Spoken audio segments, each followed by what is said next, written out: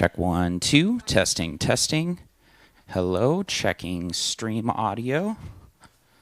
Check 1, 2, testing, testing. That looks like plenty of signal. Let me check on the YouTube page here. Yeah, there we go.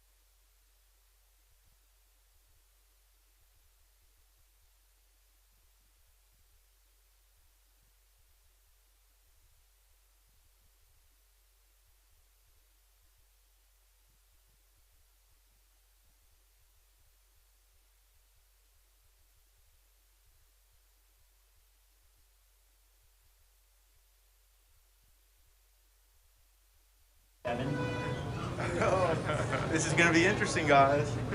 Cooper, I know you don't really like talking about yourself, but the moment after you won Super Bowl MVP, what was just going through your head of basically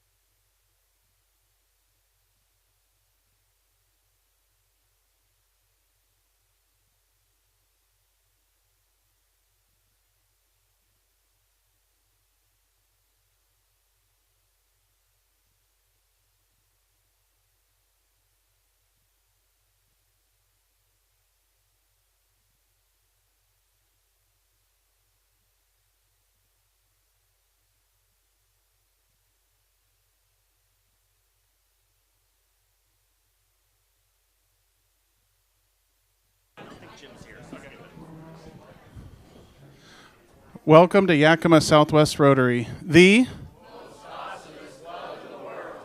Okay, we have Bob Knudsen with Invocation. Bob? Thank you. Let us pray. Today we pray that we receive God's special blessing because we are committed to be a real service organization to help humankind. May each of us in our daily routine come to know the joy of caring and sharing with others not as fortunate as we. May our motto that includes serving, caring, and sharing be for us life in service. Amen. I pledge allegiance to the flag of the United States of America and to the republic for which it stands, one nation under God, indivisible, with liberty and justice for all. Thank you, Bob. I've got Aaron for introduction of guests. Let's see. For guests today, we have Nicole Britt, who brought Val Perry.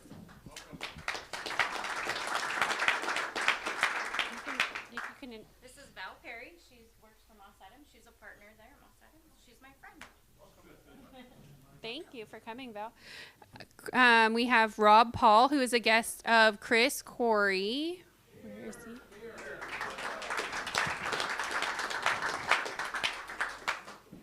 he? And Sergio Bautista, who is a guest of Richard Perez.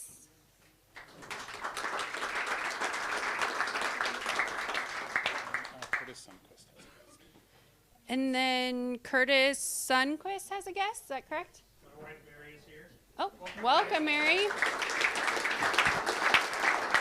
And then we also have Kyle Rasmussen and Mark Cisneros. Welcome. Thank you, Aaron. All right, club announcements. Did everybody see the newsletter, the bulletin?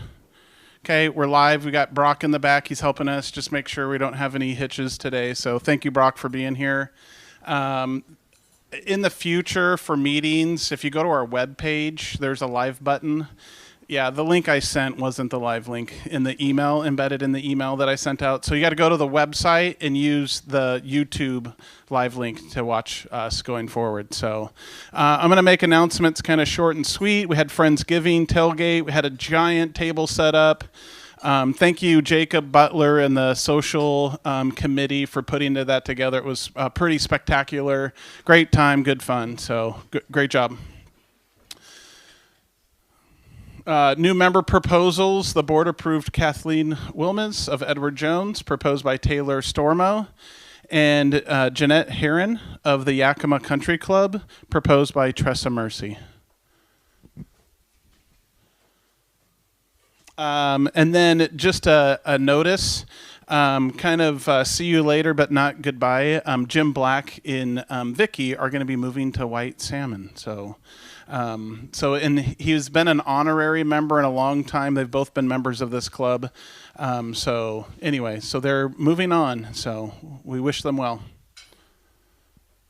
I think they had moving trucks today. Is that right, Ryan? Yeah. Yep, serving in White Salmon. So I got a lot of announcements, but if you just look, so we hit some of these a little bit earlier. So Craig Myers, 5 years. Raul, there's your 3 years because you weren't here the last time I made the announcement. Kim and Brian at 2 years. Cody McDonald at 10. Tressa Mercy at 22. So Kathy Backstrom at 15. Mark Young at 8. So Frank, did I see Frank? Is Frank here? Thank you, Frank. 6 years of service.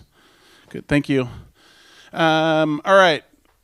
With birthdays and probably still off celebrating her birthday, it sounds like. Steve Altick, happy birthday. Jill Falk, they're not with us today. Justy St. John, happy birthday coming up. A lot of 17th birthdays. And then Josh has got I know he's been planning his birthday for months. I think they're going to the Coop game, so.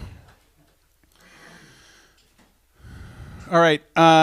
Okay, so Dick Johnson Memorial Blood Drive is coming up. It's the 29th. We still have 16 slots.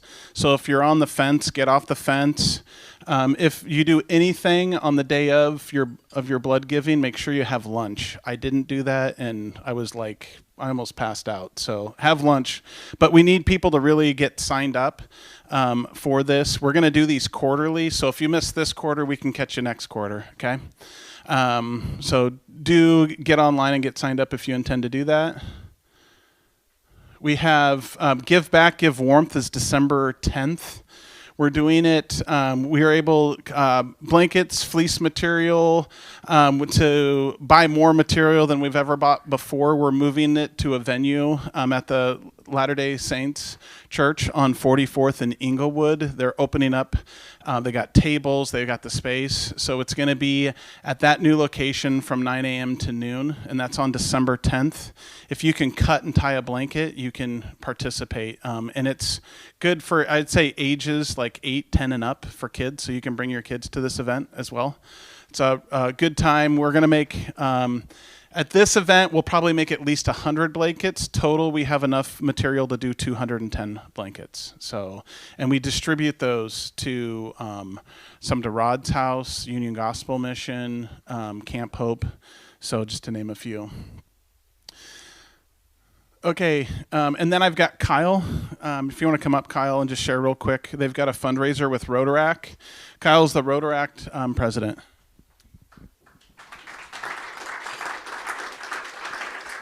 Thank you, Dirk. First, we wanted to say thank you to Southwest Rotary for sponsoring us to help us attend the Big West Rotary Conference in Salt Lake City this past weekend. I know Mark and I really enjoyed it. We got a lot out of it, met a lot of great people, and learned a lot, and we're excited to bring that back with us. But getting to the Seahawks party, so this is our big fundraiser of the year. This is our 8th annual Seahawks party. It's at Sports Center, which it's a great location. We had it there last year in the side game room there. It's going to be December 15th. The Seahawks are taking on the 49ers, which could end up being a really good matchup with where the Seahawks are at right now. It's $30 for entrance, $8 after halftime. The doors open at 4:30, and then kickoff is around 5:15.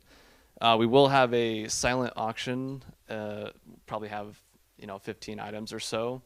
We have a big item this year that was presented to us. We actually have a safari in Africa that is being auctioned off. So that should be a huge item. It sounds like a really great deal. I believe it's five days of hunting in South Africa. And you can kind of mix and match to whatever you want to hunt. So that could be a really fun trip. I will send Dirk the link. You can sign up or get tickets on Eventbrite. There's a link for that, or you can get tickets at the door. And yeah, should be a great event. Thank you. Thanks, Kyle. We've put that link is in our email that goes out each week. And then Josh, if you want to come up real quick, he's got an announcement for Camp Primetime. Hey everyone, how's it going? Next week, Camp Primetime in the Greenway are having our annual turkey trot. Registration starts at 8, and we will actually be getting the race going around 9. This year, we decided to do something different. And actually have a little competition going on between all the Rotary clubs. So winner of the Turkey Trot Trophy is the club with the most participation. So please come out and support Camp Primetime in the Greenway, and also win the trophy for Southwest. So, let's do this, right? So other than that, so what? Yep. So the most members that come out to participate will win the trophy. So, and this year is also pretty cool. We are having the first turkey ever pardoned in Yakima history. So that will be really cool to see too. So it will be a great event. So come on out. I wish I could stay for questions, but I actually have to head out. So there's flyers up here and on the table. If you have questions, feel free to reach out to us via email. So perfect. Cool. Thank you, Josh.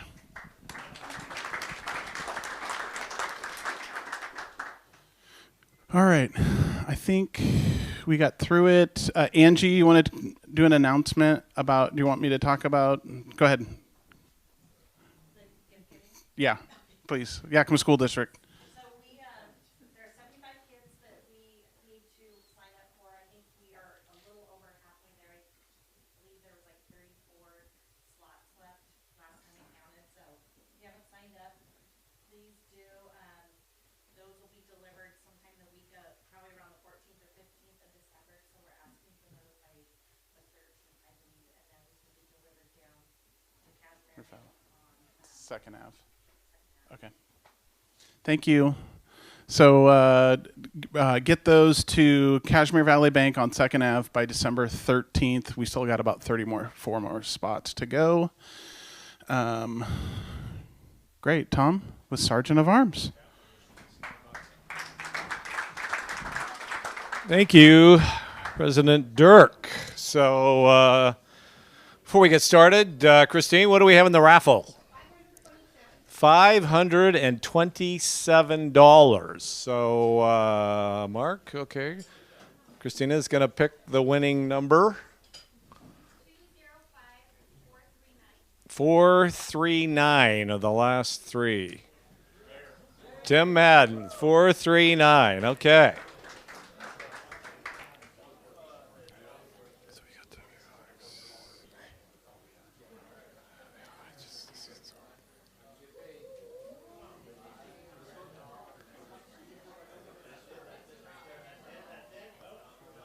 Okay, well, thanks anyway. And Happy Bucks. Who's got some Happy Bucks today? Dave? Tom, I'll give a happy buck. I was really hoping that Jim or Jim, if he could be here today, since they're moving the white salmon. I know they're really interested in joining the White Salmon Rotary Club, which sends out apparently like 3 outbound exchange students every year. Really? So they're very excited about that because that's been a big passion of theirs here. I also just love giving them a hard time here. But for those of you who have been around a while, you'll remember that Jim was like the primary person pushing the bucket to make sure that we could get that pagoda building set up. Yeah, sure, down at the... Yeah. In 2002, 2003, somewhere there. It's really a cool landmark. I think it's a great capital project that we've done for this club. And we're going to miss them. They're not here, so it doesn't matter, but here's my dollar anyway. Okay, thank you, Ryan.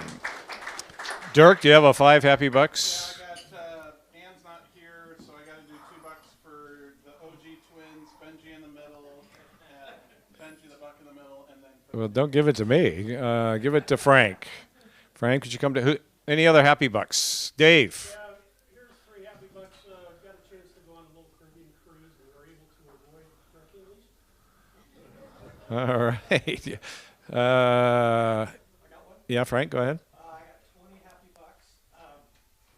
So even though it looked like 6 years is how long I've been in the club, I was actually brought in this club about 30 years ago when I became a Young Life staff person. And I became a Young Life staff person because of what Young Life has done for me and just the leaders that put their lives into my life. And so one of those leaders is Jake Kupp and his wife Carla, who changed my life, and I just, all the kids that you did for Seal High School and all the lives you changed. Thank you. Okay. Thank you, Frank. Thank you, Frank and Jake. Joanne. the Packers finally did it. The Packers. Hey, that's right. I was surprised by that game myself, but David Rankin, I know he's got some Happy Bucks. I mean, come on. You didn't go to the game for the stunning defeat of the Oregon Ducks. That's right.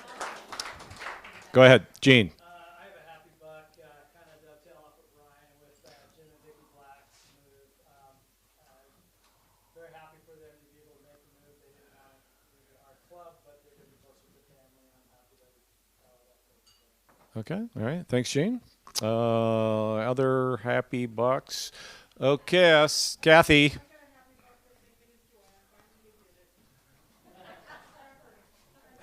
What did they do? Oh, the Packers won a game? Yeah. Yeah. Oh, well. Okay. Hank? Oh, is that right? And remind them who that is. God, I didn't know you went to Georgia. I thought you were from New Jersey. Bill.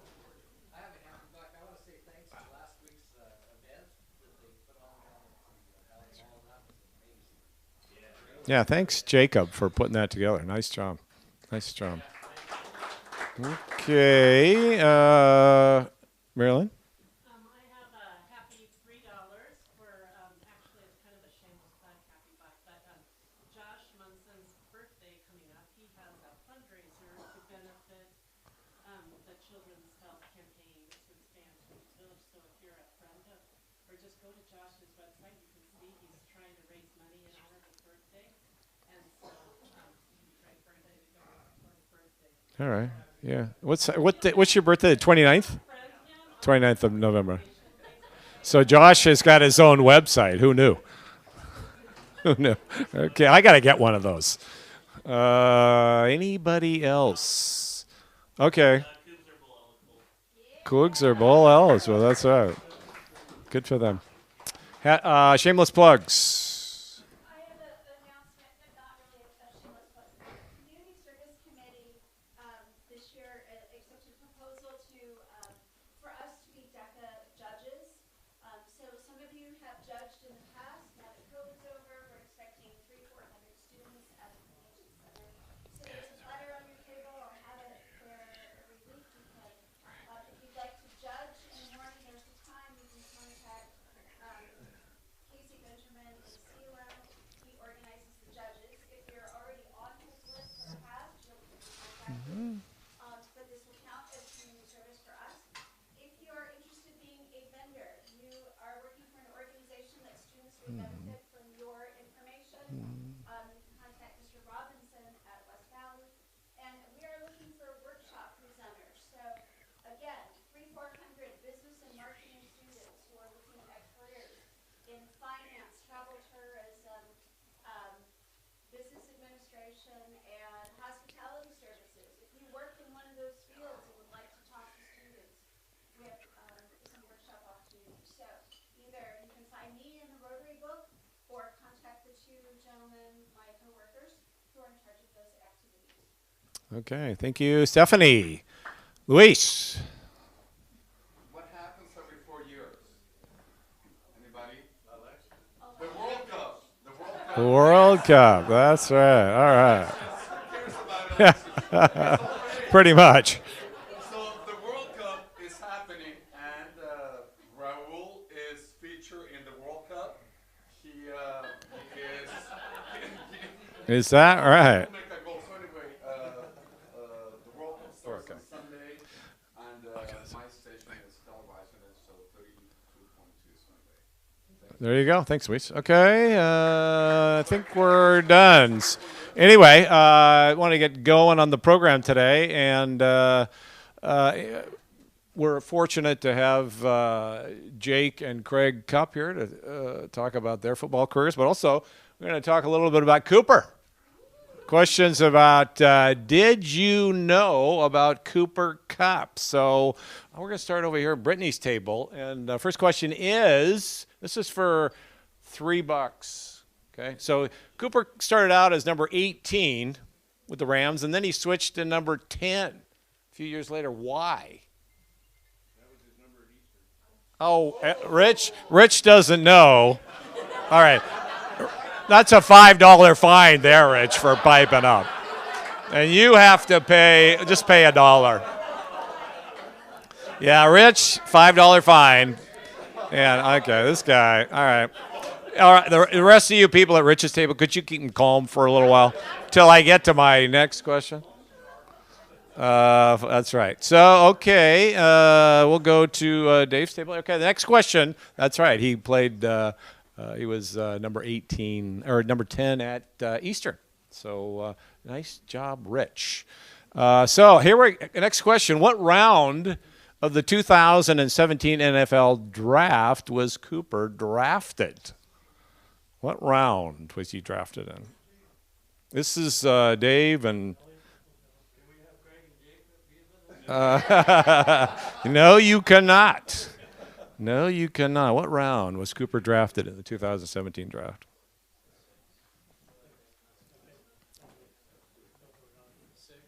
Sixth round? No. He was drafted in the 3rd round. He was drafted number 69 in the 3rd round, which turned out to be a great pick for the Rams. I guess we'll go back to Riley's table in the back. Okay, next question.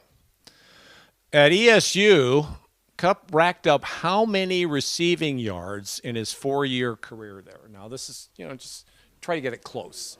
How many receiving yards did Cooper Kupp rack up in his 4 years at Eastern? Oh, yeah, okay. Yeah.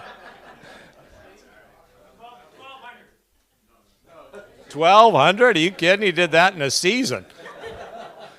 Guess again. That's too low. 1,200 Canadian yards. No, come on. Got to be a little bit higher than that. How many yards? Okay, not close enough. 6,464 yards. That was more than any other college receiver at that level, which is amazing thinking about it. So, okay, so let's go to, I guess we'll go to Joe and Lynn, and Bill. Here we go. So the next question. In 2021, Cooper had the 2nd most receiving yards in a season in NFL history with 1,947 yards. What receiver holds the record for most yards in a season? Cooper is 2nd most ever. Who? It's Joe Harlington.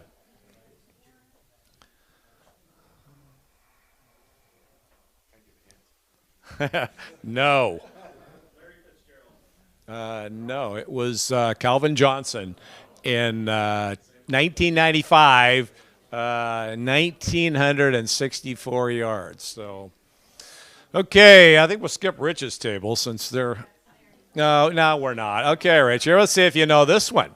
Okay, so how many receptions and touchdowns did Cooper have in Super Bowl 56? Yeah.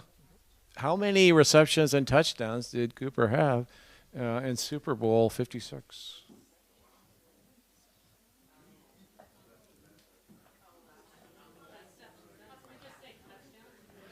Well, you can be half right.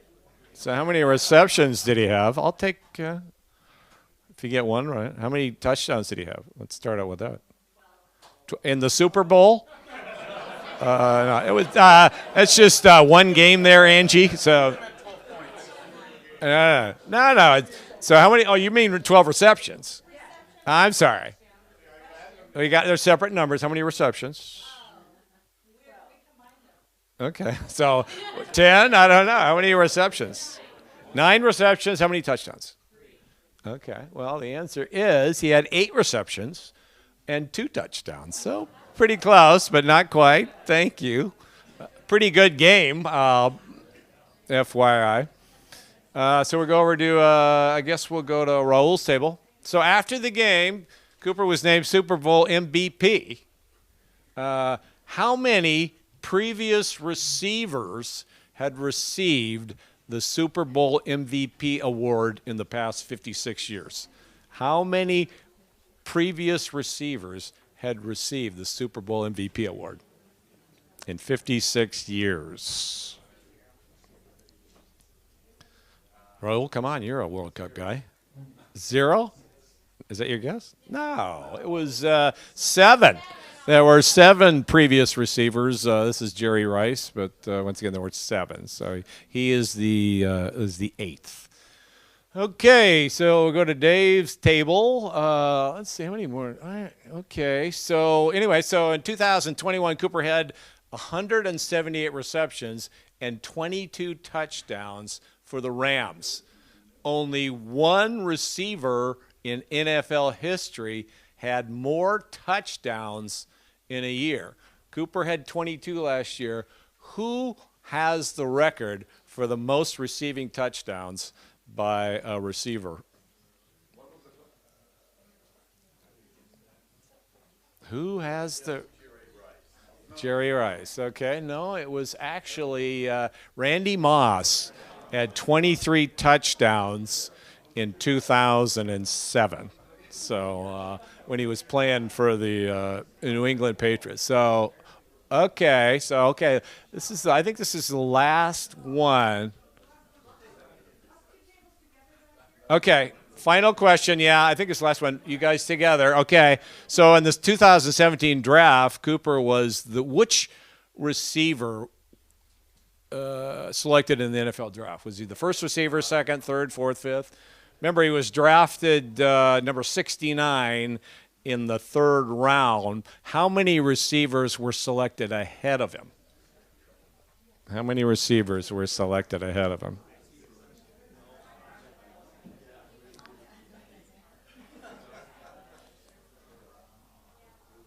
How many?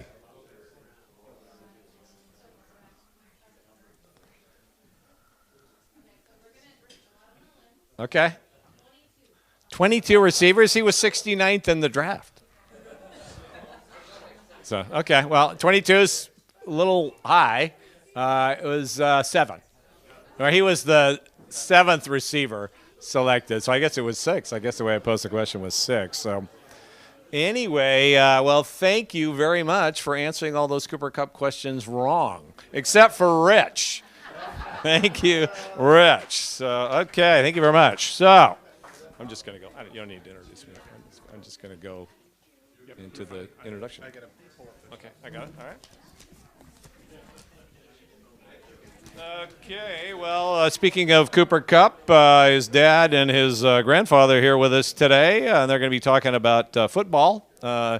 Jake Kupp, for those of you who know him or don't know him, he grew up in Sunnyside, Washington, graduated from Sunnyside High in 1959. He starred as a 3-sport athlete, football, basketball, and baseball, having a stellar football career and playing point guard for the Sunnyside High basketball team that placed 3rd in state in 1959. He earned a football scholarship from Jim Owens at the University of Washington, where he played tackle and tight end for 4 years after his redshirt year. While at the U, Jake was also a pitcher for the baseball team. In 1964, he was drafted in the 9th round by Tom Landry and the Dallas Cowboys. He went on to play 12 years in the NFL for the Cowboys, Redskins, Falcons, and Saints. Most notably, 9 years with the New Orleans Saints, where he was team captain and played in the 1970 Pro Bowl.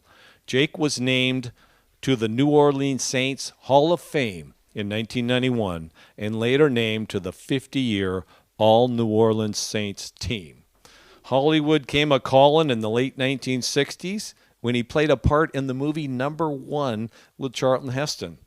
After football, Jake led several Yakima businesses, including Trail Wagons, Knoll Foods, and Quest International. He remains active in his local church, Grace of Christ, as well as helping out many community ministries who serve our city. The best part of Jake's experience was meeting his wife of 60 years, Carla, during his senior year. They went on to have 3 boys, Randy, Craig, and Kyle. Now, Craig hails from Sela High School class of 1985. His first love was sports, participating in football, basketball, and tennis. Following high school, Craig quarterbacked Pacific Lutheran University's football team under the leadership of legendary football coach Frosty Westering. Craig was inducted into the PLU Athletic Hall of Fame in 1995, along with his wife, is it Karen? Karen, who was an All-American soccer player. Upon graduating from PLU, Craig was drafted by the New York Giants in the 5th round of the 1990 NFL Draft. Craig went on to play for the Arizona Cardinals and Dallas Cowboys. Craig and Jake are the first father and son combo to play for the Cowboys. You can win some trivia money at the local bar with that one. Craig is currently the Northwest United States Regional Sales Manager for Quick Lock here in Yakima. He met his lovely bride, Karen, while at PLU, and they have 4 fantastic children, Cooper, Kettner, Kobe, and Katrina. So would you please give a warm Southwest Rotary welcome to Jake and Craig Kupp. Thank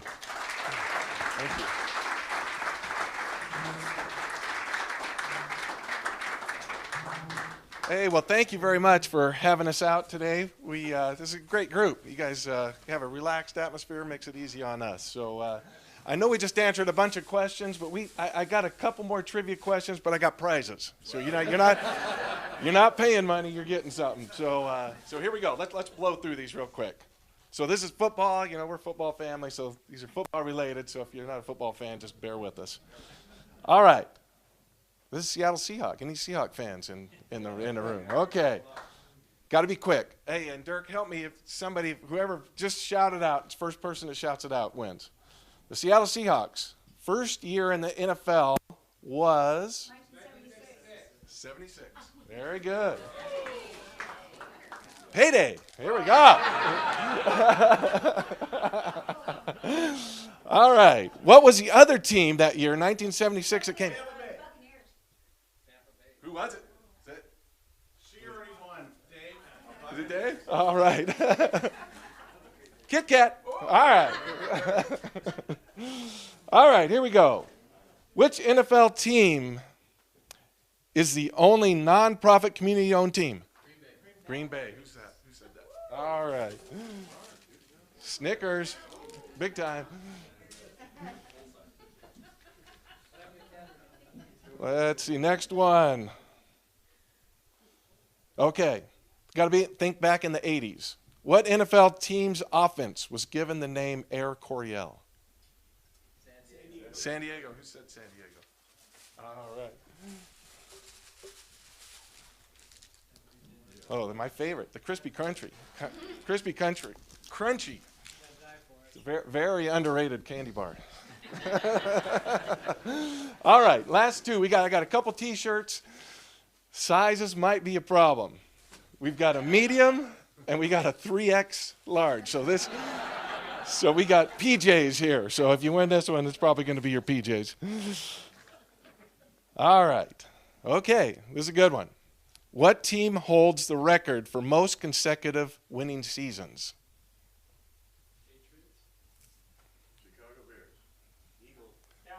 Dallas. Who said Dallas?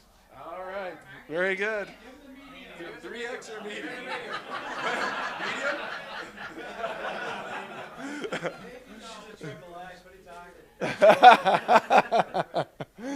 All right. Last one for the 3X. How many years was Cooper a first-team All-American selection at Eastern Washington University? 4. Who said 4? Oh, hey, Liberty. You got some PJs. Congratulations. All right. Hey, well, thanks again for having us out today. We, as our family, we get asked a lot about Cooper and what was it like when he was a little kid and growing up and those types of things. And he had a dream of being a professional football player when he was real young. It kind of crystallized when he was an 8th grader, but he wanted to be a professional football player from a young age. So what we thought we would do is we take you through the progression of what it took to get him to the professional level. And we'll walk through some of the younger years, and I just want you to pay attention to the ups and the downs. And we chose this topic, the ups and the downs of football, related to the ups and downs in life. And I'm not sure if you've heard the news, but it was just announced today that Cooper's got to have surgery. He got hurt. He's got to have surgery on his ankle and is going to be out 4 to 8 weeks. Might miss the rest of the season. So it's kind of a appropriate topic for today. So we want to start off when he was really, really young. And one of his highs was that when he was like 2 or 3 years old, we knew that athletics was going to be a part of his life. I've got a picture here of myself and Cooper. We're getting ready to go to a baseball game, and the excitement that he had, but I think I was probably more excited. It was probably more of an up for me as a grandfather. But this was a picture of us getting ready to go to his first baseball game here in Yakima. So lots of time with grandparents growing up, and my folks and my wife's folks were big influences on his life and all of our kids' lives. A lot of typical question that comes up: did you push him into football? My dad played, I played, so people think that we just kicked him into his first team, and that's not true. He was. How it happened is we were actually at a baseball game for his brother, who was playing coach pitch and was scared to death to go in the game that day for some reason. But anyway, we're watching the game. We kind of lost track of Coop, and at the end of the game, we looked around. He's gone. And he had found the 49ers grid kid team that was practicing on an adjacent field. And so he just kind of was interested, jumped in practice, and that's how he started his grid kid career. He had a lot of success when he was little. He was the same size as everybody and got off to a great start, but that would change a little bit later. One of his sports that he first got into was basketball. This was when he was 5 years old at the YMCA. And we're not too competitive, our family. But at the YMCA, they don't keep score, at that age. We were keeping score. Cooper team scored 41 points. He scored 38 of them. During the game, Craig, near the end of the game, started yelling, "Cooper, pass it off," because he was making every shot. I said, "Craig, what are you talking about? Let him shoot." Because we were both basketball players, but we were never high scorers. So finally, we thought we had a high scorer coming up. It was kind of sad. The next game, he didn't score very many points, but after the game, he came out and said, "Dad, how many passes did I have?" So I just kicking myself in the head for my direction. All right, so now junior high. So he moves into junior high, and both my dad and I, we grew late. We were skinny and small, and then it wasn't until late in high school that we grew and got some size and was able to put on a little bit of weight. And the same thing happened with Cooper. So those junior high years are tough. Where some guys are getting mustaches and muscles and their man bodies. He just he didn't have it, and so his freshman year he went. They weighed in for football. He had long pants on, which they probably shouldn't let you weigh in with long pants on anyway. He weighed 115 pounds, and about 10 pounds of that was ankle weights that he had strapped to his feet. So. Because that's what he did, because he knew he had to get stronger, so he just took it on himself, and he wore ankle weights everywhere that he went. Let's see. So what we had to do is, and those were tough years, is he's trying to compete, he's trying to keep up, he's trying to excel, and he's getting his butt kicked a lot, and whether it was baseball or football, and he had some success and was playing at an elite level, but it was very difficult. And so we just had to always talk to him about focusing that his body would come. I said, "Look at your grandpa, look at me, I got some size." His mom's pretty muscular person, was an athlete. And I said, "Your body's going to come. Your job right now is just to focus on fundamentals. If that's where you want to go, if that's your dream and that's what you want to do, just focus on your fundamentals. Your body will come and you'll leapfrog the competition." And he kind of took that to heart. And it kind of worked out that way. Well, when he got to high school, it was kind of an up and down time. And as we look around the room and you kind of look at your own career, I know all of us have gone through adversity. We've gone through hard times. We've gone through good times. And what we would like to try to comment on is really the ability to celebrate the good times and yet to kind of embrace the times that are tough. That you really have to push to get through. And his high school career was kind of like that. When he first started his freshman year and sophomore year, he was very, very small. And then as he grew, his junior year and senior year were really quite successful. In his senior year in basketball, his team went to state and took number 1 in state, which was just a fantastic experience for our family. He had 2 good years of football. but he still didn't have a lot of size, and so he was still pushing through. And we'll never forget, in the last game, he still had not received a scholarship to any of the colleges. And he had always dreamed about going to Southern Cal.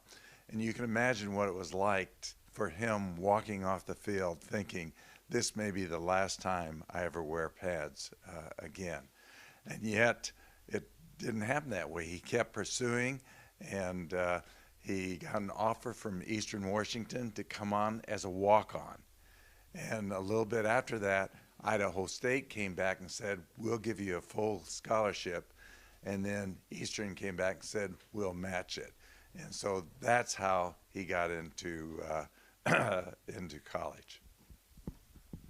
And our society is big into instant gratification, and there's a lot of kids that will, get a scholarship and go play, and they want to play right away. And there's nothing wrong with that. But in a lot of cases, it's the best case is to redshirt a year. And redshirt, for those who don't know, you sit for a year. It's not counted against your eligibility. You sit, you train, you are on the scout team, you help the starters out. And you develop your own skills for a year before you're actually on the playing roster. And so that's what he did. He redshirted for a year, and instead of taking that year off, he really used that year to hone his skills, to work extra with the receiving coach, and he put in the work that launched his career. And one of the trivia questions was 4 years of being a first-team All-American selection, and that's just unheard of for somebody to do something like that. But that was a result of the work that he had put in previous to getting to Eastern, and then that year, that redshirt year. So just a testimony to the work ethic that he put in. I forgot to say, when he was in high school, his nickname was the Biz. He was always about business, always had his nose to the grindstone, encouraging his teammates. I remember on their state championship run near the end of the season, a lot of the guys were getting kind of tired of practicing and stuff like that. And he was there encouraging them, saying, we got to stay with it. We got to go through it. And that was the drive that he's had all of these years. When he got to the NFL, going from college to the NFL is a big, big step. He established himself right away in his first year as a rookie for the Rams. He became their leading receiver on the team, and that was in 2017. Then in 2018, he got off to another great start, but midway through the season against the Seahawks, he blew out his knee and lost it. But the thing that he did when he blew out his knee, he said, I'm coming back and I'm going to be better than I was before. And he was. I can't tell you the determination and the work that he put in, getting through and rehabbing that knee and then coming back and playing. And then 3 years later, he ended up being the most valuable player in the Super Bowl. We'd like to kind of show you an interview that he had right after the game, and he talks about this pursuit of becoming who he was. And so, Dirk, if you'll kind of play that. Is it the first one? It's Yeah. The vision one. There you go. Evan. This is going to be interesting, guys. Cooper, I know you don't really like talking about yourself, but the moment after you won Super Bowl MVP, what was just going through your head of basically just your entire career, no offers, 0-star recruit, everything? I wasn't really where my mind was. I was just looking at my family, looking at my wife, my boys coming out here. Everything they've sacrificed, that they've been through with me, that they've encouraged me through. My wife's been with me since senior year in high school. She's been through all of it. She's seen it all. She knows the sacrifices because she's lived the sacrifices herself as well. I was just it was so amazing being able to see them while I was up on that podium. There was in 2019 walked off the field that last time after losing to the Patriots. I wasn't able to be a part of that thing. But I don't know what it was. There's just this vision that God revealed to me that we were going to come back. We were going to be a part of a Super Bowl. We were going to win it. And somehow I was going to walk off the field as the MVP of the game. And I shared that with my wife because I couldn't tell anyone else, obviously, what that was. But from the moment this postseason started, there was just a belief. Every game, it was written already. It was written already, and I just got to play free, knowing that, I got to play from victory, not for victory. I got to play in a place where I was validated, not from anything that happened on the field, but because of my worth in God and my Father. And I'm just so incredibly thankful. In that moment you're talking about, I just felt like I was just so undeserving of what that was in that moment, because it was, the people that I've been able to play with, the people that I've been around, the players that I get to play with, that come into work with every single day, the coaches that I get to work with, to collaborate with. It's just been the perfect team, the perfect setup. I'm just so thankful for everyone that's been around me. It was, it really, I don't know if it still really hasn't hit me. Do you want a sports network that delivers everything that matters about the game? The highlights, the picks, the instant analysis, no yelling, no fake debates, no politics. Hit the subscribe. Yeah, so that's little Cypress that was right there. He's going to be a little monster, I think. So,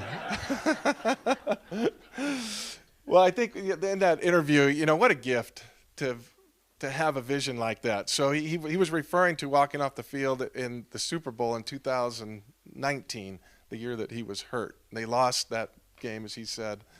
But what a gift for him to look back on the field. I asked him, what did it look like? He said, well, I was walking off. I just looked back,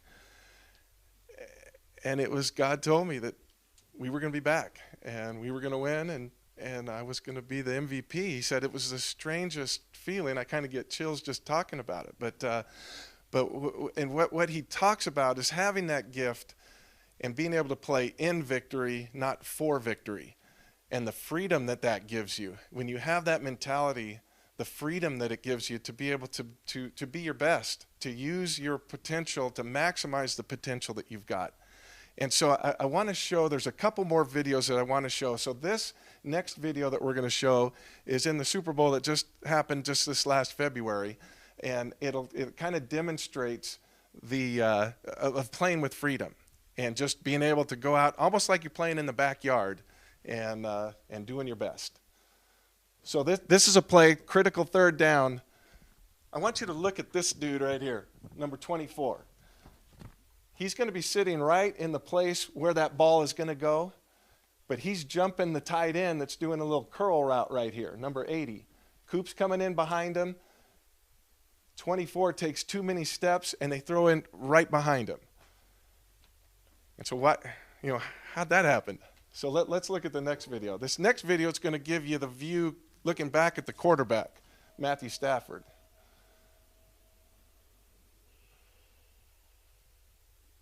And I want you to look at his head when he throws this thing.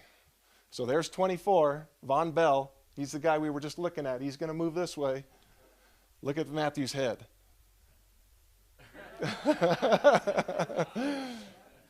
Can you imagine trying to do that on the biggest stage in the world? You're throwing a no-look pass to a quarterback or to a receiver, and Coop's just trusting him coming behind that behind his tight end.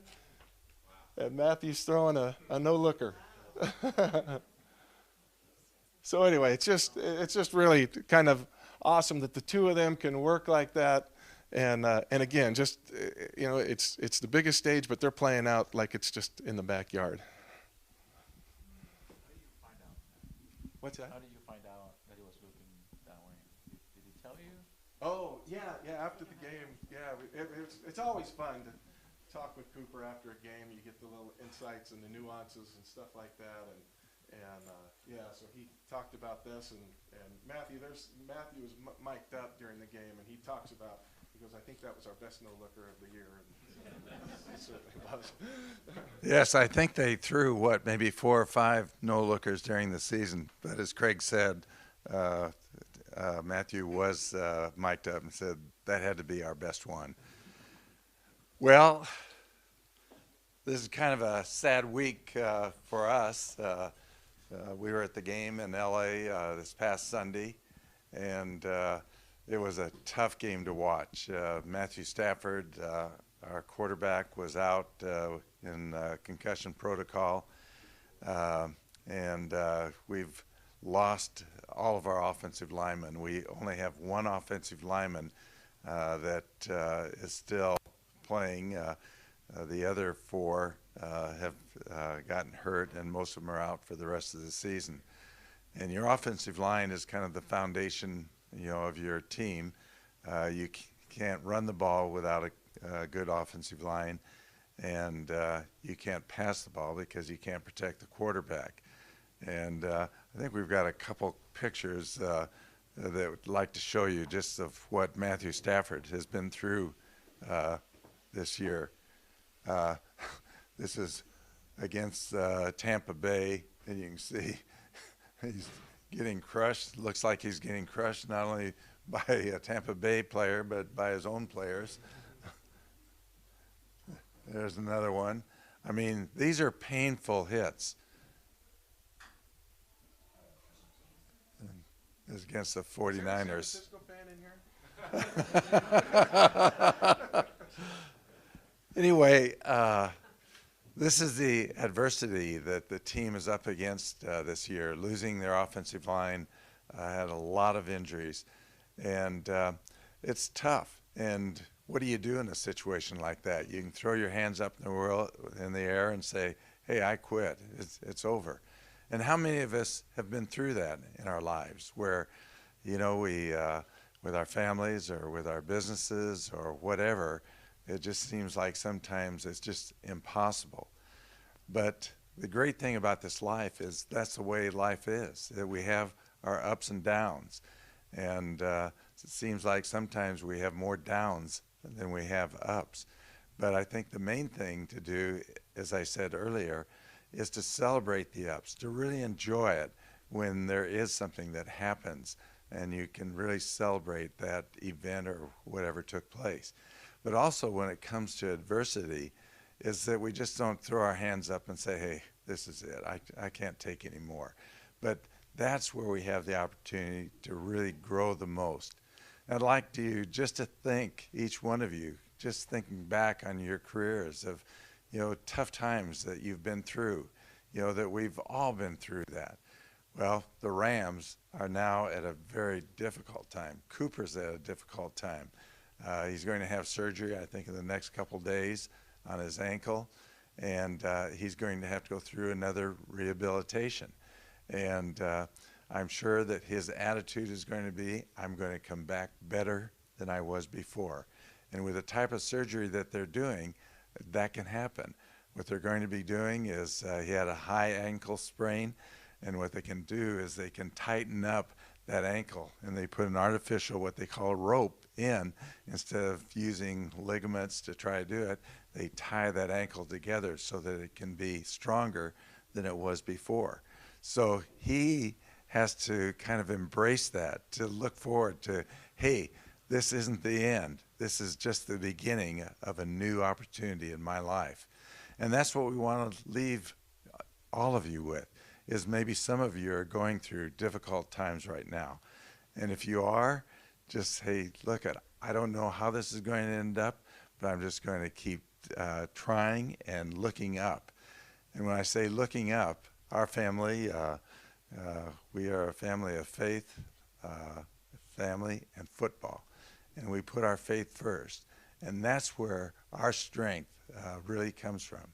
And I know that's where Cooper's strength comes from, knowing that he has a relationship with a God that has a special plan for him in his life. And all of us have that special plan. God says, for I know the plans I have for you, plans to prosper you and not to harm you, plans to give you hope and a future. I think each one of us needs to hold on to that and just say, hey, I'm going through a difficult time right now, or I'm going through a good time, but whatever it is, I'm going to keep my eyes on God and go forward. Thank you. Oh, we did want to end. I don't know if we have a little time. If you have any questions you'd like to ask us, and I'm going to hand the mic back to Craig. Craig, you had a very successful career at BYU, so there must have been some time that you as a quarterback were throwing the ball to Cooper. So how did that play out when you were, and maybe in regards to his success? Oh, you know, it wasn't, because I've been asked that question before, what kind of training did you go through? And we don't look at it as training. We would watch, so our typical day, Sunday, is we would come home from church, toast cheese sandwiches, tomato soup, blah, blah, blah, watch a game, and we couldn't sit through the whole second, the afternoon game. We'd have to go down to Franklin Park, and we'd throw routes. And so that, that's just what we did. We had a little deal in the backyard where we pulled out a hose, and they would have to, tap your toes, in the back of the end zone. We would simulate that, and but it was fun stuff. That's just what we enjoyed doing, and I love that. That's good times, good memories for me.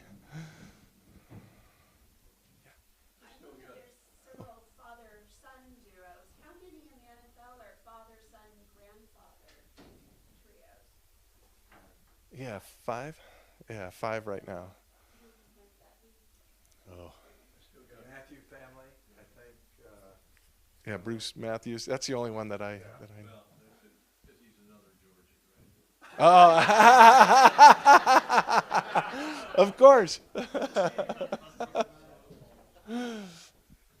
I always saw pictures with Cooper at the Manning camp. Did that just go back to old ties, or where did the tie-in with the Manning camp come in?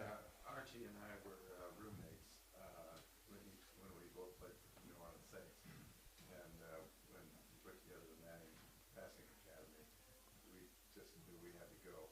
And that's where Cooper developed a relationship with Peyton. And Peyton really helped him prepare for what he needed to do to get into the NFL. And that was really fun. He was first a camper, and then when he went to college, he went back as a counselor, and Peyton would pull him aside and because they would put on this big show for the city one of the nights, and he wanted Cooper to be his receiver, at a young age. So that was really, what a great thrill for him and for our family to be able to see that. Yeah. What's the timeline for you talking Cooper into coming up and playing for the Hawks? Yeah.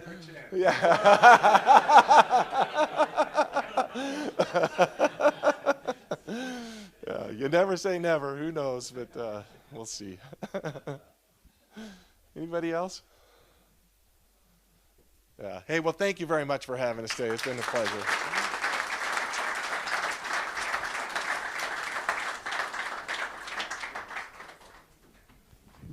Thank you, Craig and Jake. Cool to hear the story about Cooper and about your guys' careers and the message that you shared about life's ups and downs. And I like to say life never stops happening, So this is, you guys can fight over these, which one you want, but we've got some candles for you guys as a thank you gifts. Yeah. So I'd like to thank Aaron for being our greeter and introduction to guests, Tom for your sergeant at arms, Bob for your invocation, and then no meeting next week. We'll be back on the 29th. And with that, our meeting is adjourned.